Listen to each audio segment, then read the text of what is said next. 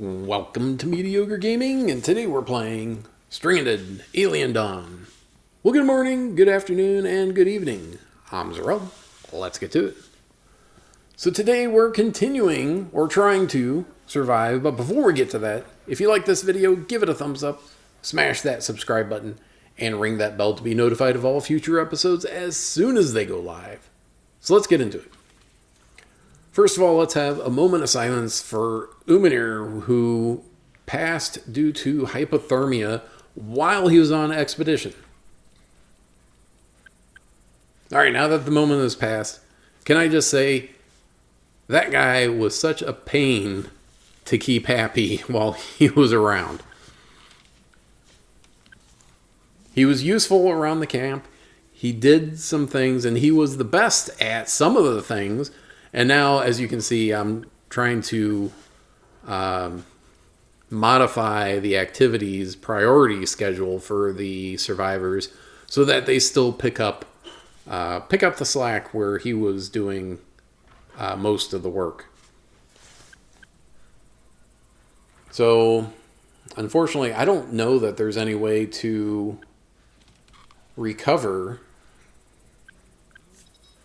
him and the equipment he had, because while he was out, the balloon, of course, was with him. So we have no balloon. So the balloon has to be constructed over again. And I don't know that I have the materials to construct another balloon at this point, or the fuel. So at the moment, and previously, I had mentioned in another episode that fuel was very unsteady, and there was a decent amount of strain on the fuel. The fuel's going in too many directions already, and we've got a very thin thread of supply coming in. Mainly from the bugs that are attacking. Yes, we could go out hunting the bugs, grab the bug parts, make more fuel. But we're also trying to improve the settlement that we have going here. So, what are you going to do? Got to do one thing or the other. You have to, and we're continuing to build and trying to keep everything warm. I put in a battery. Now, some of you might be looking at this and saying, okay, so one of my survivors bit the dust. I'm going to go back into my library of save files and see how far I have to go back in order to keep him alive. Which would not be very far at all. Because if I just didn't send him on the expedition, then he would still be alive. But this is the survivor story that I'm telling, so I'm moving forward even without him. It will make things more difficult, yes, because there's one less person, one less set of hands to do the jobs that need to be done. So now all of a sudden, the settlement is at a bit of a handicap. All right, so we've come across a new species, which they've called Juno, which is kind of an insectoid, emaciated rhino. Very dangerous. Has a lot more health than other bugs, and larger. Also looks like we might be able to tame one with the right skill level. But for now, we're going to go ahead and butcher it, get some insect parts so that we can make more fuel or, meat stew, as the case may be. And everyone is on the verge of a meltdown. Now,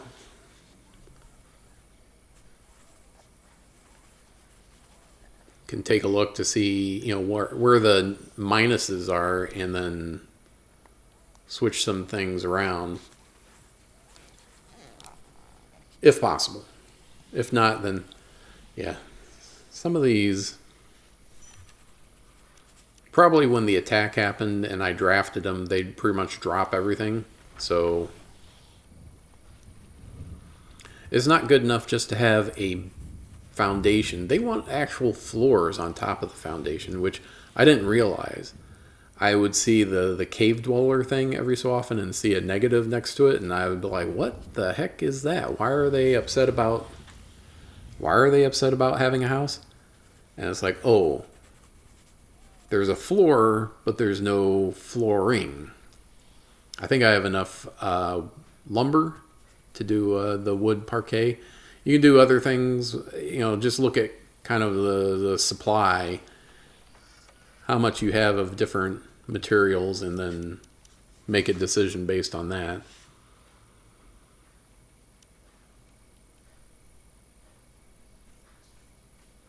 Yeah, now we've researched concrete housing, which I think gives a little bit better insulation.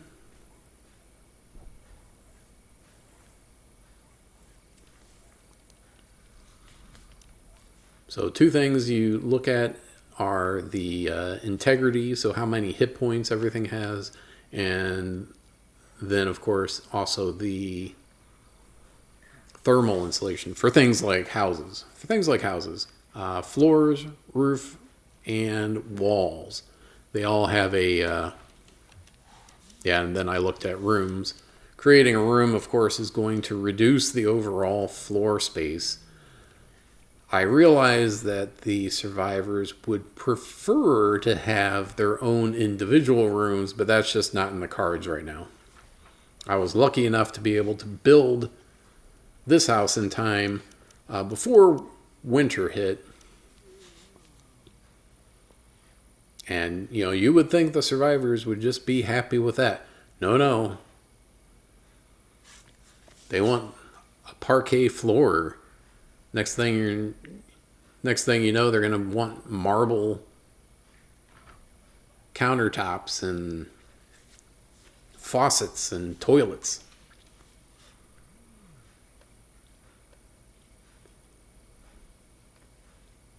So we're going to keep on surviving. We're going to be doing the good fight. But this is probably the last video with commentary. You guys can look at previous ones to kind of see how to get started, and of course what my overall strategy is, my short-term and long-term strategies at each point, and you can kind of figure it out from there as I'm going along. The idea is to eventually find a way off planet, but how long that'll take will depend on how quickly the research can go and how quickly we can acquire and utilize or fully utilize resources. As I have these, more Iron Age kind of vessels like the furnace and the drying rack. Is actually even older than that. People have been drying food for hundreds of years, well before the Iron Age, possibly as far back as the Stone Age. We don't really know exactly when it started. We can only estimate. All right, so we can start making bricks and concrete. I definitely want that so that I'll at least have the option, but I have to kind of stockpile some first.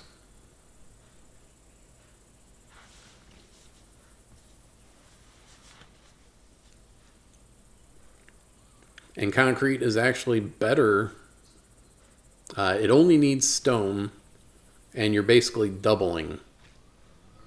So, 10 stone becomes 20 cement.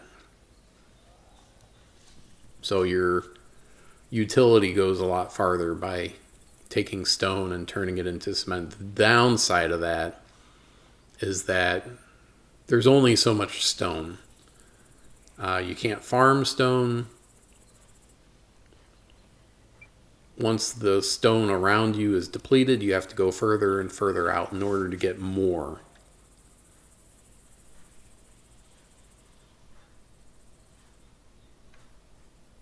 And anything that gets damaged that you've already made, that is made of stone, will need stone to repair it. So like the statues require stone. And if the statues get damaged, then they'll need stone for repairs. Look at them go to work and someone else is just sitting down. Like, yeah, you work. I'm going to watch. I'm going to supervise you.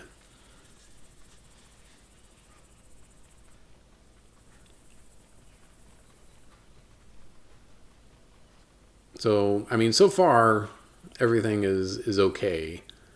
It doesn't seem like they're falling behind, but even with Umir, when he was around, and the balloon, I don't have the materials yet. Even when he was around, I noticed that things were starting to get behind, like crafting clothes. Clothing crafting was getting behind, where I would ask them to make certain clothes and then it would just sit in queue. So I doubt that's going to get better as we move along here.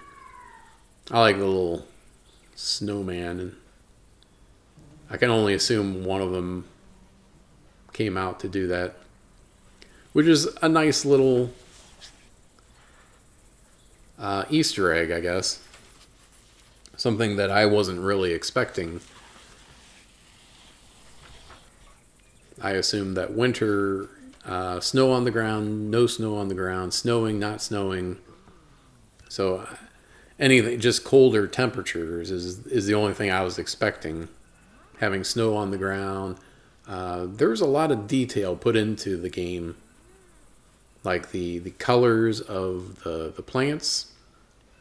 The day-night cycle where you've got lighting differences and shadows which change over time, and then the seasons where in the fall all of a sudden you start noticing the trees and the plants and the grass starting to change from green to the reds and oranges and yellows.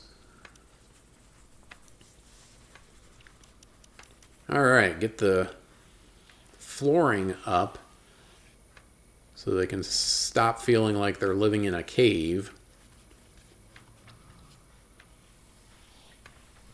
Like, I didn't realize that was going to be an issue. Just looking at storage. Got a couple of things. The large items it looks like the large items can only be stored in a stockpile. That's what I was really looking at. You have got a couple wardrobes, and then we have the fridge. So building the fridge is going to extend the life of all food, both cooked food and raw food. So once we build the fridge, we'll have space. I don't know how much, hopefully enough space. And looking at, as we've gained a few items, look to see what new things we can make.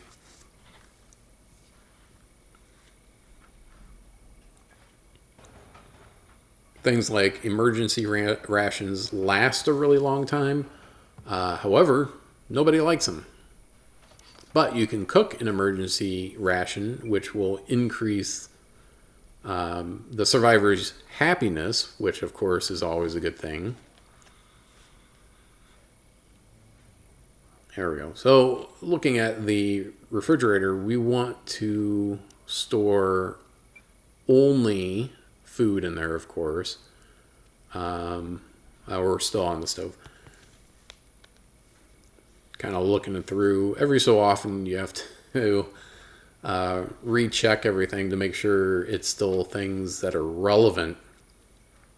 Like, oh, I'm still having them craft crossbows, even though I can craft laser sniper rifles. Things like that.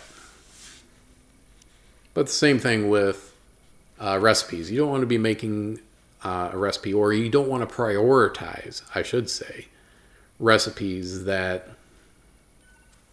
aren't going to bring as much. Common cold. Just can't get rid of it. Someone brought it with them. And it just came out during the winter. I don't know if that's realistic or not.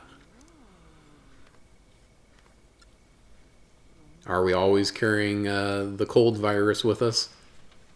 Possibly.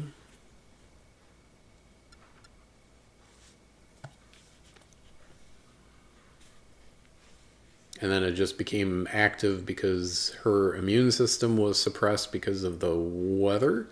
Maybe. All right, so let's take a look at the fridge, because I want to start having things put in the fridge that will spoil more quickly otherwise. Okay, so everything is checked off. They're not going to put lumber or anything in the fridge, so that's good. I don't have to worry about coming in and unchecking those things.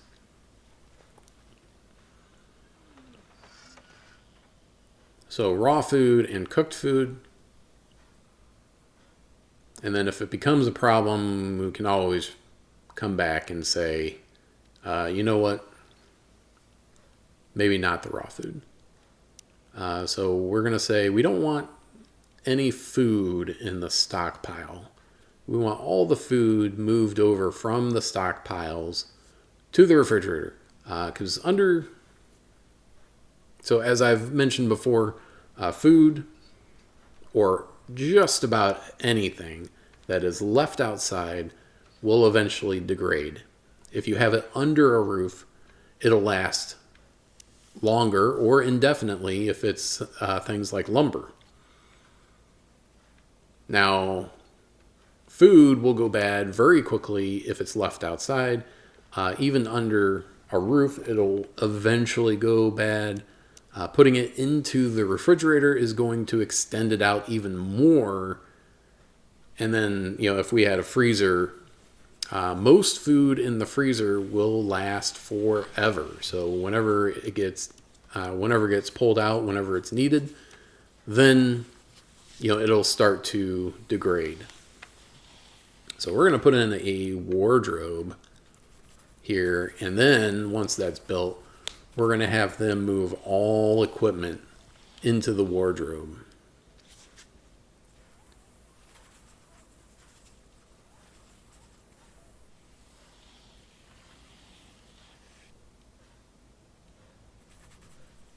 Yeah, and you can check. There we go. They started putting stuff in there. And of course, that's part of the cost of labor. The time that's spent moving stuff over from the stockpiles to the refrigerator or the wardrobe is time they could be doing other things. And of course, we still have a bunch of stuff that we need to, or that we can research. And of course, if you can research it, you want to research it,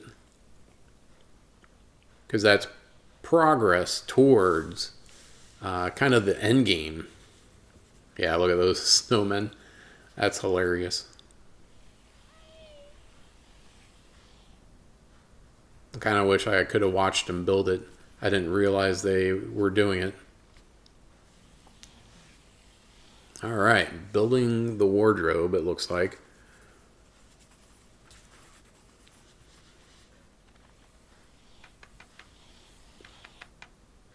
And done. All right. So now we can move all the equipment. So apparel, weapons, tools, and we can say, do not put those things on the stockpile. Like, is it a huge thing? No. It's not a huge thing that if it's on the stockpile, because I don't think they degrade over time on the stockpile, but having it inside allows them the ability or the efficiency to not have to go from inside the house to outside to the stockpile to go switch their clothes out. They just go to the wardrobe, and it's not a big deal. It cuts down their travel time, and anything that's going to help reduce the amount of time that they're spending moving around instead of doing things, I think is a win. That's my thinking on that subject anyway. Why there is a melon sitting on the floor, I don't know. So we're going to go ahead and keep on keeping on. So that's it. I hope you enjoyed this video. Be sure to check us out on social media, and thank you for liking, commenting, and subscribing. And we'll see you next time.